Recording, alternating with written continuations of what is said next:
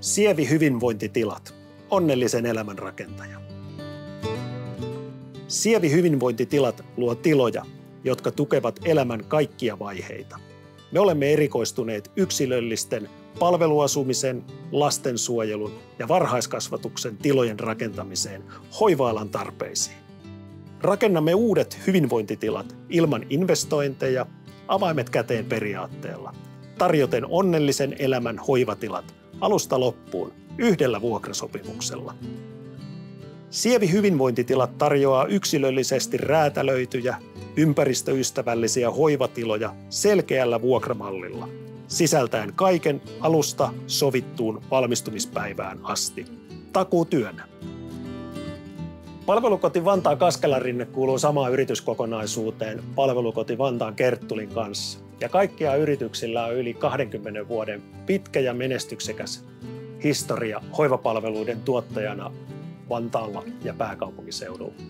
Kaikki meidän kohteet tehdään elinkaarikestävästi, hyvistä materiaaleista, kestävistä suunnitteluratkaisuista ja huolellisella rakentamisella. No Kaskelarinteen suunnittelu on lähtenyt oikeastaan, voi sanoa, että ihan tontista lähtien hyvässä yhteistyössä palveluntuottajan kanssa.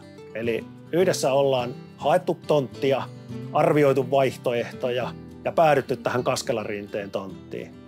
Se on oikeastaan se suunnitteluvaihe, luonnosteluvaihe, niin se on semmoista jatkuvaa vuoropuhelua palveluntuottajan, tilojen käyttäjän kanssa. Ja niin tässäkin tapauksessa. Ja ilman mitään erityisiä rajoitteita kaikissa kaavan sallimissa puitteissa, niin ollaan varmasti saatu huomioideksi palveluntuottajan tarpeet ja toiminta. Ja sitä kautta niin tilat kyllä varmasti palvelevat sitä toimintaa parhaalla mahdollisella tavalla.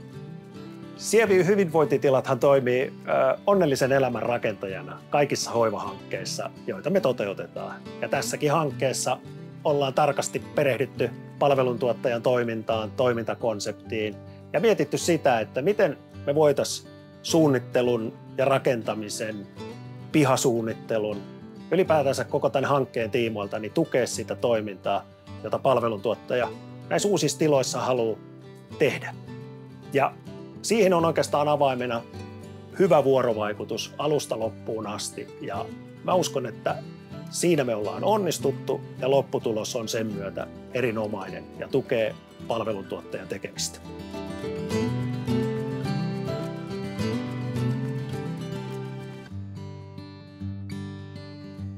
Rakennetaan yhdessä onnellisempaa huomista. Ota yhteyttä.